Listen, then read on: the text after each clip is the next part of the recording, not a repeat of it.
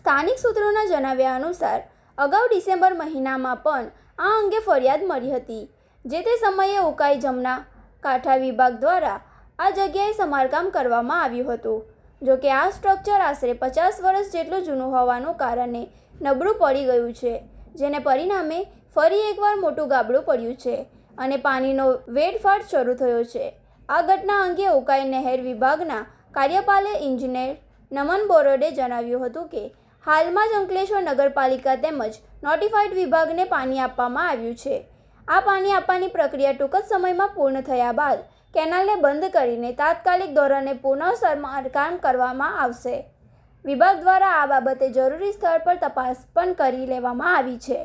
સ્થાનિક રહીશ સંજયભાઈ એ મીડિયાને જણાવ્યું હતું કે મારી જમીનની બિલકુલ નજીક જ આ કેનાલમાં ગાબડું પડ્યું છે. કેનાલમાંથી લીક થયેલું પાણી અમારી જમીન પાસેથી પસાર થતી વરસાદી કાસમાં જઈ રહ્યું છે. જમીનને નુકસાન ન થાય તે માટે હાલ હું સ્વખર્ચે પાઇપલાઇન નાખીને પાણીનો માર્ગ ડાયવર્ટ કરી રહ્યો છું. આ અંગે મેં ઉકાઈ નહેર વિભાગને ફરીથી જાણ કરી છે. મારું નામ બિપિનભાઈ, અહીંયા મારી જમીન છે અને આ નહેર ખાતાવાળાને વારંવાર રજૂઆત કરવા છતાં આ પાણી મારા ખેતરમાં થઈ, મારી જમીનમાં થઈ અને ખોટું વ્યર્થ ગટરમાં જાય છે.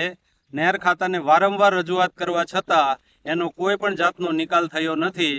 એટલે મારે મારા સ્વખર્ચે લાઈન નાખી અને પાણીનો નિકાલ કર્યો છે, પણ વ્યર્થ છે. એ પાણી એકદમ ગટરમાં જાય છે, હાવ એટલે હાવ. લોકો અત્યારે પાણી વગરના રહે છે અને આ પાણીનો સાવ એટલે સાવ બગાડ થાય છે. કેટલા વખતે આ સમસ્યા છે પાણીનો નિકાલ? ઘણા સમયથી, બહુ એટલે બહુ સમયથી. અંદાજે કેટલા દિવસો કે મહિના? 8-10 મહિના તો લાગત. અમે રજૂઆત કરવા છતાં સાહેબોનો કાંઈ મતલબ રિસ્પોન્સ નથી. કેટલી અરજી આવી હશે? લગભગ ઘણી અરજી આપી. શું માંગ છે તમારી હવે? કે જલ્દીથી જલ્દી આ જે પાણી છે એ લોકોના મોઢે જાય, વ્યર્થ ન જાય, બગડે નહીં, પાણીનો બગાડ ન થાય, એ મારી માંગ છે.